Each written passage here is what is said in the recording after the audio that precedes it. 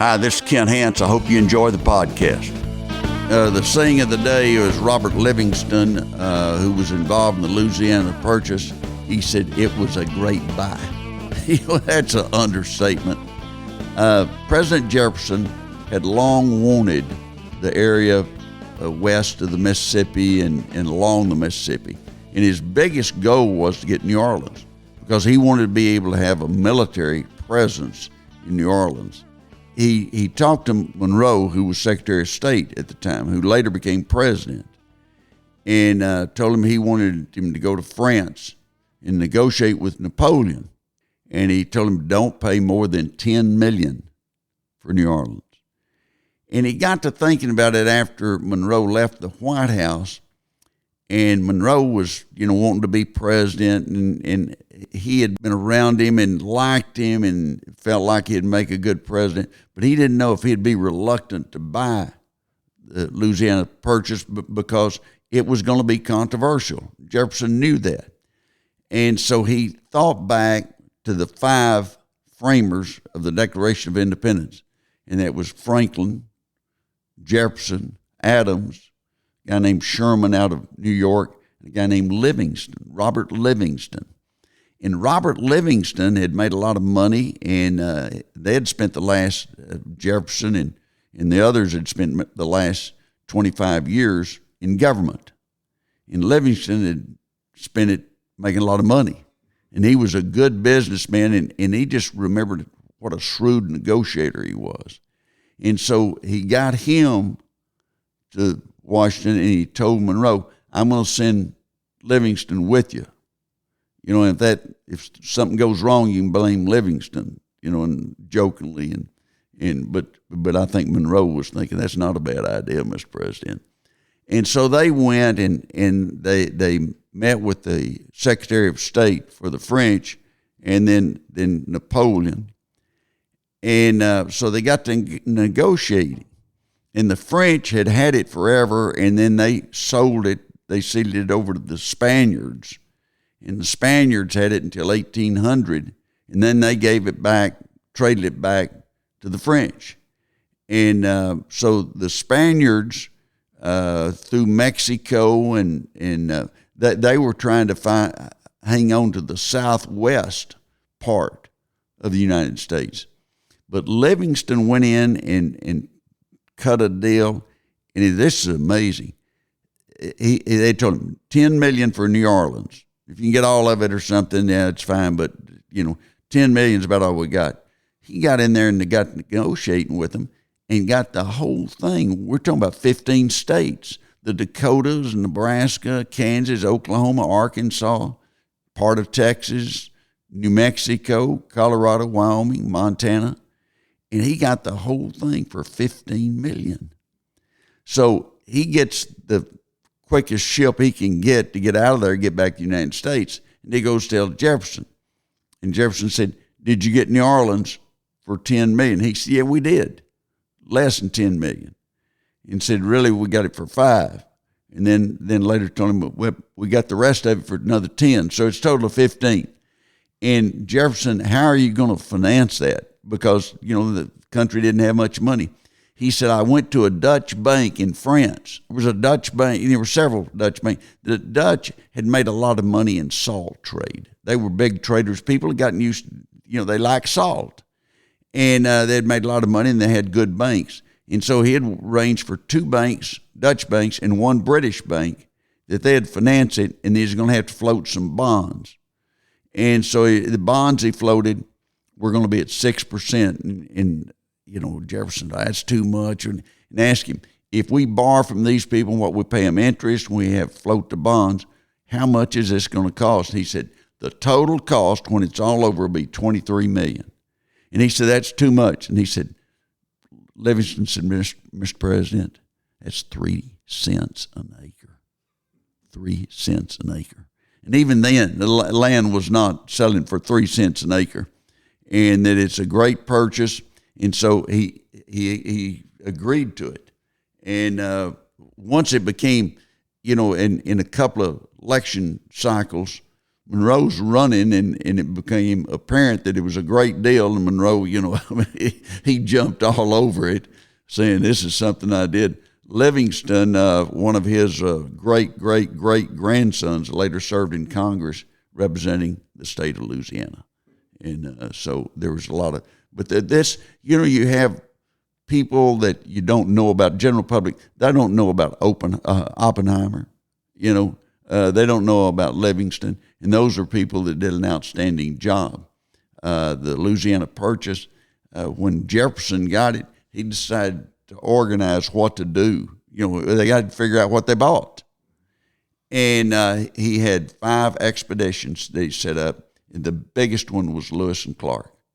And they went up the Missouri River. They left out of St. Louis. They went through Montana. Had a guide, Sacagawea, and that she was their guide at times. And she had a baby one morning, and at noon they gave her the morning off. I mean, those tough people. And she went back to guiding them. They got back on the trail after lunch. She had the baby about 6 that morning. She was tough.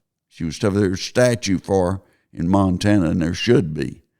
She should be well recognized for her helping open up the West. But the book by Lewis and Clark, I read it some years ago, and they talk about they'd come and there'd be 20 acres of swans. And it was just the land had not been touched. And one time they had a group of Indians come up to them, and there were several hundred. And that Lewis and Clark had guns and everything, but they didn't have enough to hold them off. And they just looked at each other. And then Clark said, "Let's gradually move to the north." And they started, their march, and Indians let them go, didn't do anything. They were there to look at them. They had never seen anything like it. Jefferson, when he did the Louisiana Purchase, it was Seward got Alaska. Those were 2 great deals. I noticed, and then, a few years ago, Trump said, "We'll just buy Greenland." I said, "Hold on, Donald, hold on." And, everybody got all excited and everything and got nervous about it. But I think that, we had to think big during those times, and Jefferson was thinking big. With the French, they had problems in Haiti. And so they were having problems other places. And I think that they were hit at the right time to sell. And the French felt like that the Americans were going to invade all of the Louisiana land and take it over eventually, and that they didn't see that they could stop them. And so they might as well go ahead and make some money and sell it to them. And it speeded up the process probably by anywhere from 30 to 50 years. Robert Livingston was the key. He was the key player. And he was excited because he thought it's such a good deal that Jefferson would be happy. And Jefferson was. But at first, when he cross-examined him, he had his doubts. And he told him 10. He came back, 50% over his budget. Well, once he explained it to him, he goes, "How much did they pay for that? How much an acre?" And says 3 pennies an acre. And so, okay, that sounds like a good deal. Let's get it closed. And they got it closed. I think Livingston was a great negotiator. In negotiations, you just got to be, creative and think about who you're dealing with. And I tell the story that I think I've mentioned before, that we had a young man that worked for us. He was a law student. And he saw in a shopping center somebody had a car parked out for sale. And he called them, and they wanted something, I'm thinking, like $10,000 or something like that. But the guy was rude to him. And so he came back and told us, and we got everybody in the office, and there were about 15 employees, and they'd called, not all the same day or anything, but they'd call the guy. And I take it back. I said 10. I think it was like 15,000. And they called, and the next person called, offered to buy it for 14, and then somebody at 13. And we kept going back every day with a little lower price. We drove that guy down to, he was about willing to give it away. The price was dropping every day, and about the fifth person that called, he went, yeah, I'll sell it to you.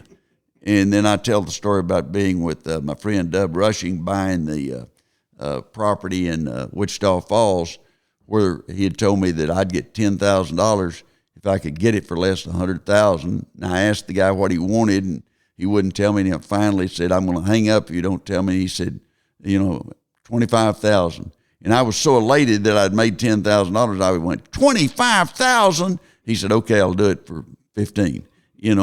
So I paid for myself. But negotiations, I always say that if you're in some kind of negotiation, you got to consider who you're dealing with. What do they do for a living? What's their background? What is the thing that's going to be driving them the most? And it's not always, just money. But I tell you, some of the best negotiators out there are people that are involved in buying and selling mineral rights. And that you take that, I noticed that Double Eagle, Cody Campbell and John Sellers, Texas Tech guys, they've spun off 2 or 3 companies and and sold them for billions. In that they get out there and they're aggressive and they try to pay, a good rate, but something where they can make some money. And as many negotiations they've been through, they're going to learn, and they've learned well. And I think there's a lot of good people in the oil and gas business that are tough negotiators.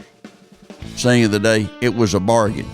It's what Robert Livingston said about the Louisiana Purchase. He negotiated it and did a great job. And he's a man that you don't ever hear about in the street. But there were 15 states that we picked up pretty cheap at 3 cents an acre. It was a great deal.